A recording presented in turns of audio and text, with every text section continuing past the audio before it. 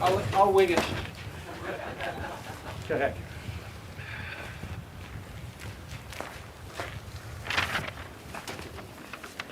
So I thought it might be fun for us to do this again.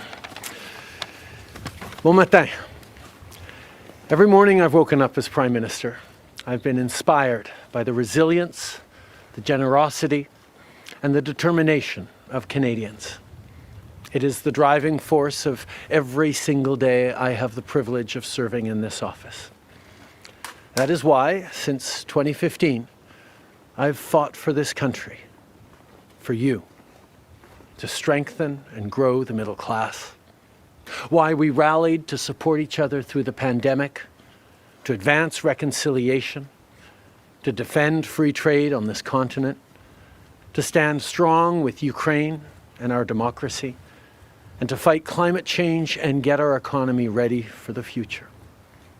We are at a critical moment in the world. Mes chers Canadiens, à chaque matin, je me suis réveillé en tant que Premier ministre, inspiré par la résilience, la générosité et la détermination qui nous caractérisent si bien en tant que Canadiens. C'est ce qui me motive à chaque jour où j'ai le privilège de servir dans ce poste.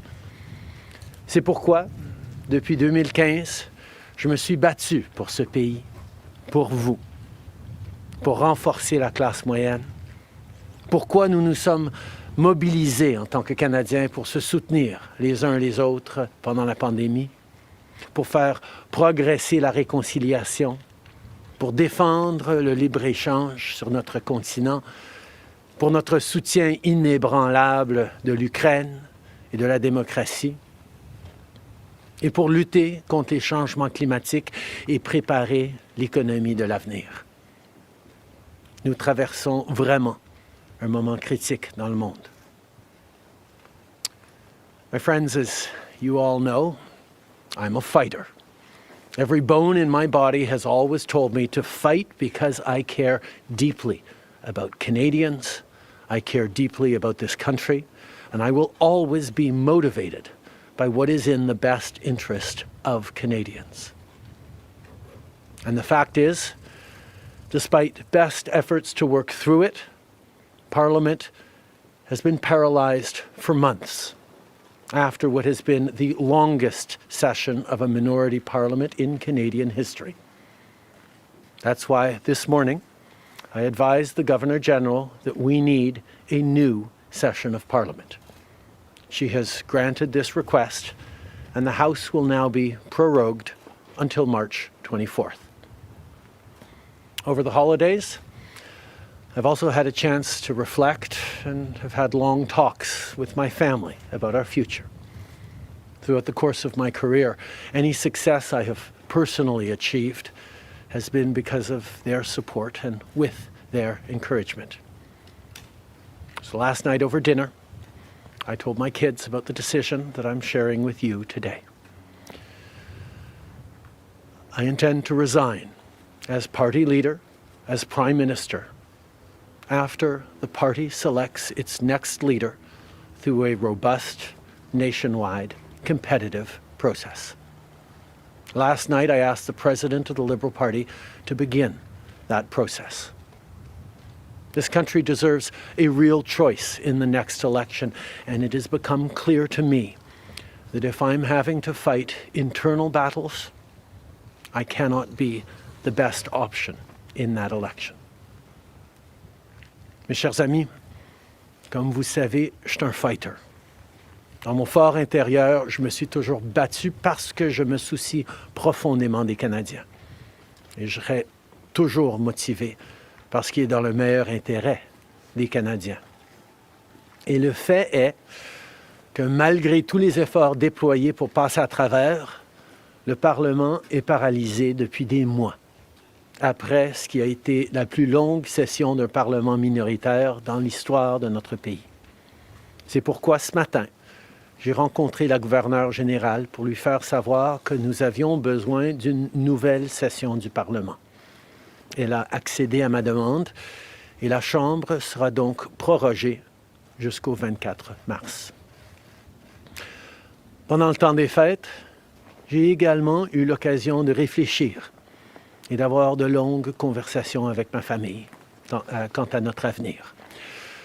Tout au long de ma carrière, tout le succès que j'ai eu personnellement est dû à leur soutien et à leurs encouragements. Donc hier soir, au souper, j'ai partagé avec mes enfants la décision que je partage avec vous tous aujourd'hui. J'ai l'intention de démissionner de mon poste de chef du Parti libéral du Canada et de Premier ministre une fois que le parti aura choisi son prochain chef à l'issue d'un processus national, rigoureux et compétitif. Hier soir, j'ai demandé au président du parti de commencer les étapes nécessaires. Le pays mérite un choix clair et réel lors des prochaines élections. Il est devenu évident pour moi que si je dois me concentrer sur des batailles internes, je ne peux pas être la meilleure option lors de ces élections. Le Parti libéral du Canada est une institution importante dans l'histoire de notre grand pays et de notre démocratie.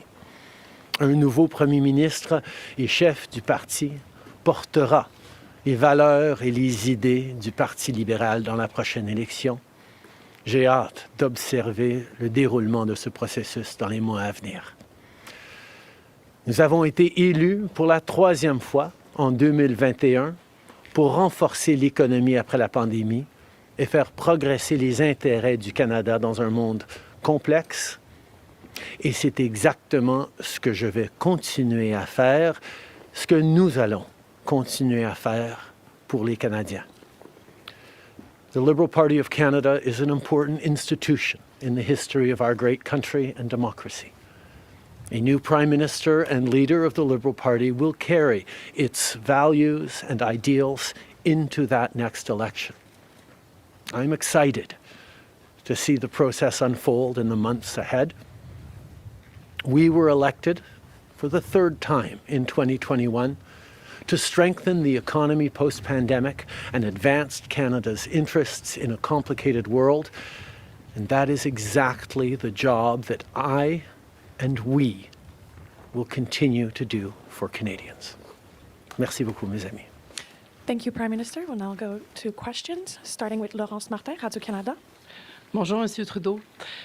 Vous vouliez le faire, ce combat contre Pierre Poilievre. Des batailles internes, il y en a dans votre parti depuis plusieurs mois déjà.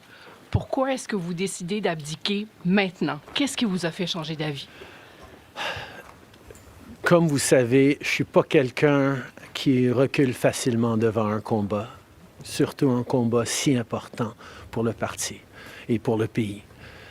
Mais je fais ce job parce que l'intérêt des Canadiens et le bien-être de notre pays, de notre démocratie, me tient à cœur. Et c'est devenu clair que je ne peux pas être le chef dans les prochaines élections à cause des batailles internes. Ensuite, As you all know, I am a fighter, and I am not someone who backs away from a fight, particularly when a fight is as important as this one is. But I have always been driven by my love for Canada, by my desire to serve Canadians, and by what is in the best interest of Canadians. And Canadians deserve a real choice in the next election. And it has become obvious to me with the internal battles that I cannot be the one to carry the Liberal standard into the next election. Vous êtes au pouvoir depuis près de 10 ans. Le Canada a changé avec votre gouvernement. S'il y a une réalisation que vous pourriez nommer, dont vous êtes le plus fier, je sais qu'il y en a plusieurs, mais s'il y en a une, et peut-être un regret aussi. En 2015, on a été élu sur une promesse de travailler pour la classe moyenne dans ce pays. Et c'est ce qu'on a pu faire. On a réduit la pauvreté, on a aidé énormément les familles, on a créé une économie qui fonctionne pour bien plus de monde en se préparant pour un avenir et plus numérique et où les changements climatiques vont avoir un plus grand impact. On a fait énormément de travail avec les Canadiens. Le Canada est meilleur à cause du travail que nous avons tous fait au cours des dernières années. Un regret, je continue à penser que si notre système électoral aurait été changé pour que les gens puissent mettre un premier, un deuxième, un troisième choix sur le bulletin, les partis auraient passé plus de temps à regarder les points qu'ils avaient en commun pour être les deuxième ou troisième choix des voteurs plutôt que de voir la polarisation que nous avions. Mais je ne pouvais pas de façon unilatérale changer notre mode de scrutin dans ce pays. Next question. We got elected in 2015 to fight for the middle class, and that's exactly what we've done over the past years. We reduced their taxes, we increased the benefits to families, we made sure the economy was focused on working for everyone and not just a few, and that has changed. That has dropped poverty rates in Canada, that has brought more people into the workforce, that has moved us forward on reconciliation in a way that has deeply improved the opportunities and success of Canadians despite the incredibly difficult times the world is going through right now. There's lots more work to be done, and I know that this party and this country and Canadians will keep doing it.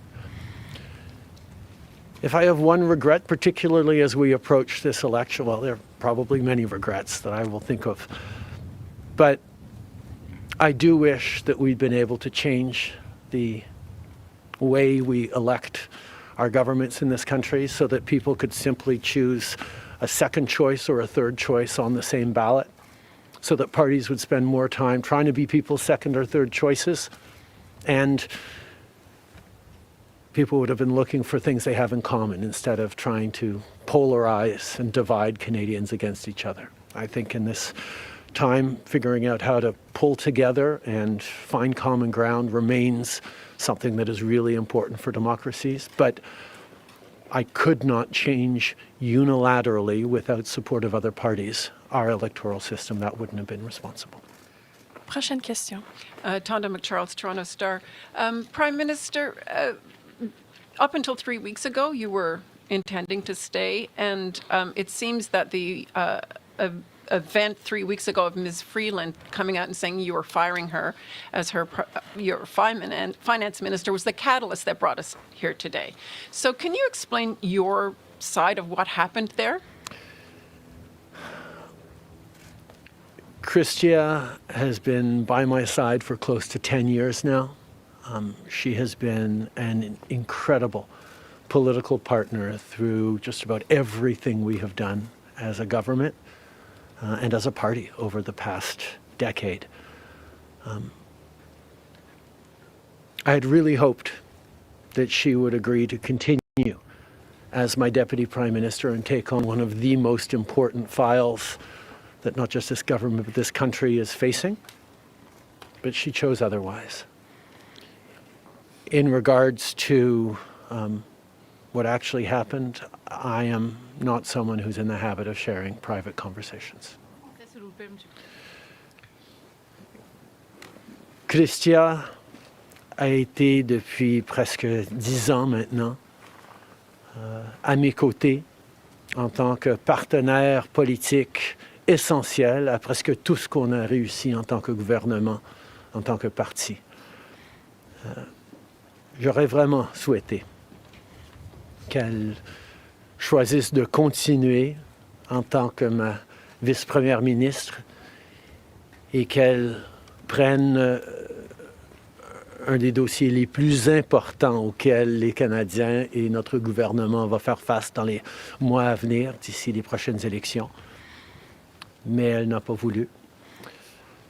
Mais par rapport aux détails, je ne suis pas quelqu'un qui partage les détails de conversations privées. You spoke about the Liberal Party as an institution and the internal battles right now, but I'm wondering if you feel that another leader will have more success than you will at beating Pierre Poilievre in the next campaign. Pierre Poilievre's vision for this country is not the right one for Canadians. Stopping the fight against climate change doesn't make sense.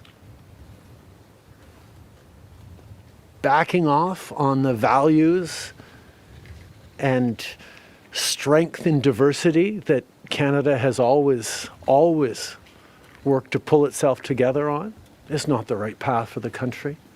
Attacking journalists, the CBC institutions, that's not what Canadians need in this moment. We need an ambitious, optimistic view of the future, and Pierre Poilievre is not offering that.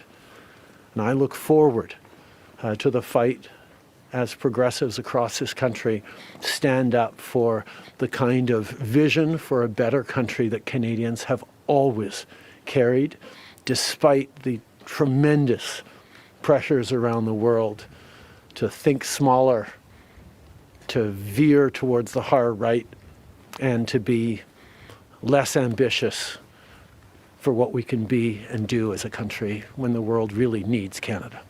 That's not an answer, though. Yes or no? Is there another leader that could beat him? Absolutely. En français, juste sur le leader. Oui. Non, mais Est-ce que vous, Pierre Poilievre. élaborer en français, s'il vous plaît? Merci. Pierre Poilievre a une vision profondément petite et erronée pour ce pays, si même on accepte qu'il ait une vision, de reculer sur les droits fondamentaux, d'arrêter la défense, la lutte contre les changements climatiques, de ne pas investir dans une économie plus verte, plus inclusive, de toujours chercher des divisions entre les Canadiens plutôt que de rassembler pour faire face à l'avenir de façon optimiste et ambitieuse. C'est pas le bon choix pour les Canadiens. Et j'ai hâte de continuer de faire partie d'un mouvement progressiste qui va envisager un avenir meilleur pour les Canadiens sur l'optimisme et le travail que les Canadiens ont toujours fait pour bâtir un monde meilleur. Next question. Hélène Buzetti, les corps d'information. Bonjour, M. Trudeau. Il y a 16 ans, en décembre 2008, Stephen Harper a prorogé le Parlement pour s'éviter un vote de confiance qu'il savait qu'il allait perdre parce que les 3 partis d'opposition allaient voter contre lui. Exactement comme la situation dans laquelle vous vous trouvez aujourd'hui.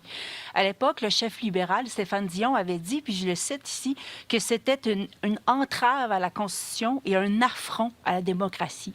Alors, j'aimerais savoir pourquoi ce qui était mauvais pour les conservateurs de Stephen Harper devrait être bon pour les libéraux de Justin Trudeau.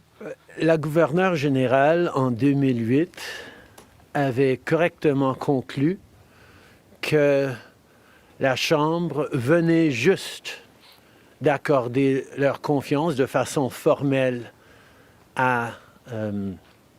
au gouvernement de M. Harper, malgré même une lettre signée qui était un document politique.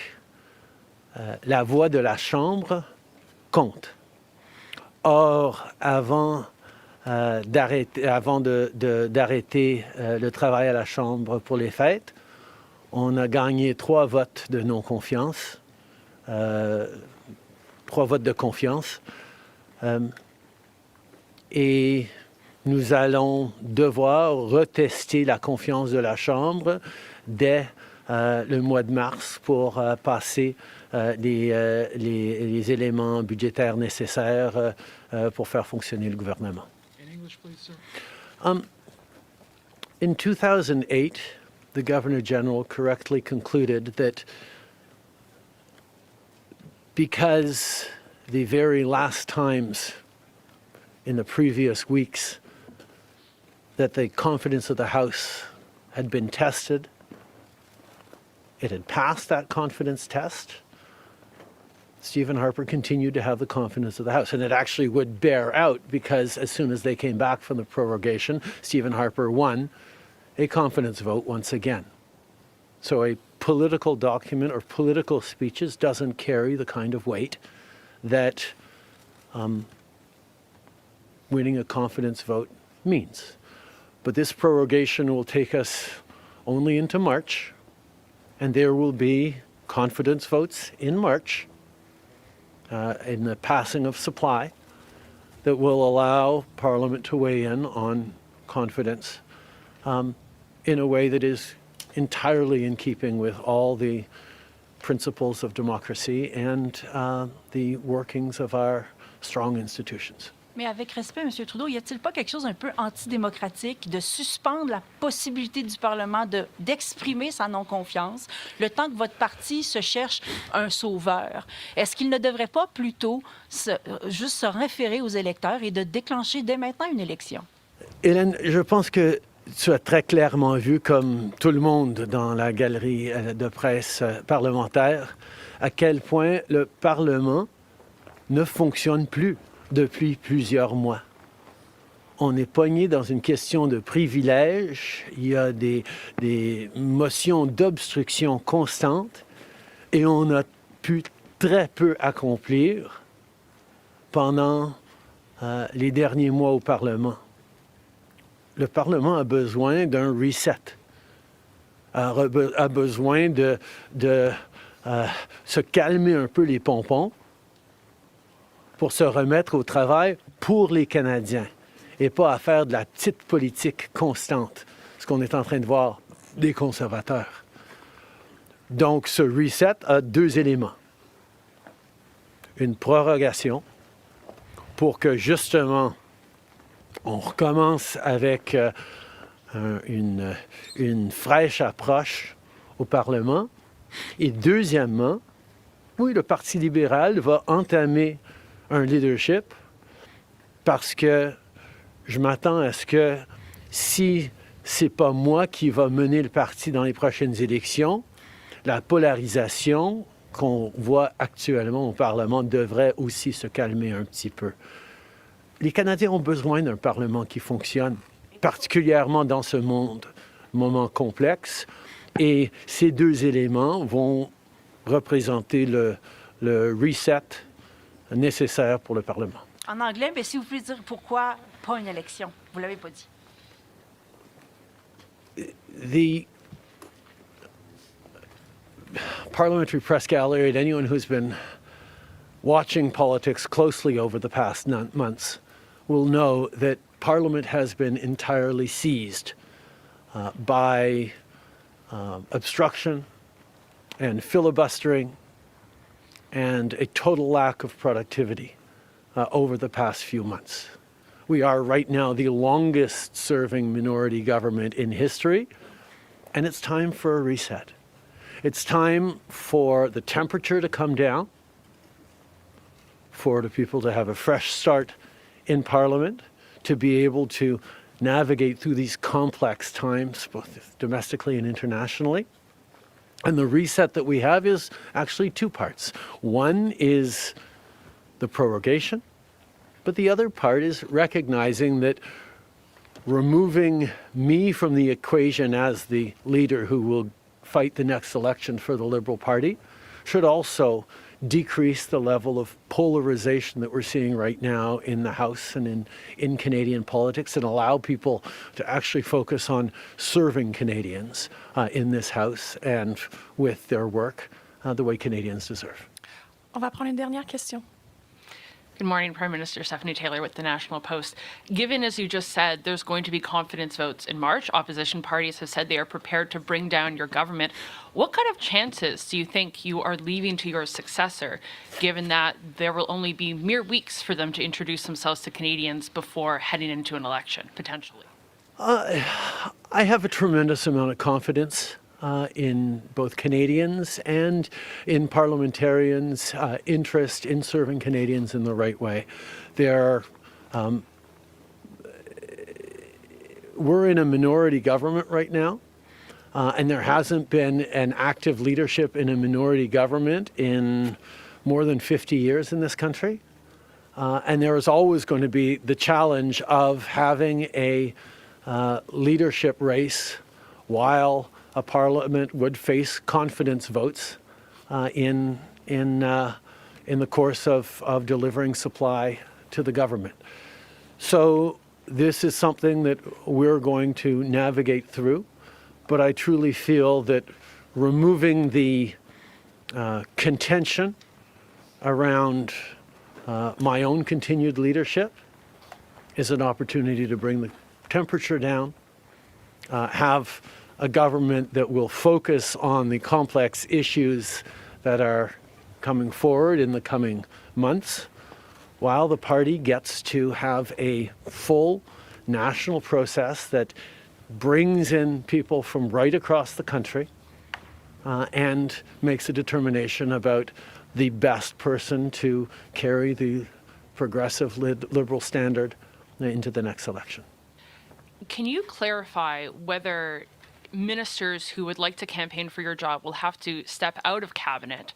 And how can the Liberal government be in a position to protect Canadian businesses and Canadians from the threat of tariffs from incoming President Donald Trump when members of the government are going to be focused on who's going to be taking your job? The government will still, and the cabinet will still be very much focused on doing the job that Canadians elected us to do in 2021, which is fight for their interests, stand up for their well-being, and make sure that they are good and that Canadians are protected and strong. There will be a leadership process and the rules will unfold over the coming weeks. But I can assure you that the tools and the need to stand up for Canadians, to protect Canadians in their interests and continue to fight for the economy is something that everyone in this government will be singularly focused on. Je peux souligner que, évidemment, les règles et les conditions du leadership du Parti libéral vont être discutées dans les semaines à venir. Mais le gouvernement qui a été élu pour protéger les Canadiens et leurs intérêts dans un monde très complexe, qui a été élu le plus récemment en 2021, va continuer ce travail avec un focus et une emphase singulière sur ce qui est dans les intérêts des Canadiens, pendant que le parti fait ce dont il a besoin pour avoir un processus de leadership.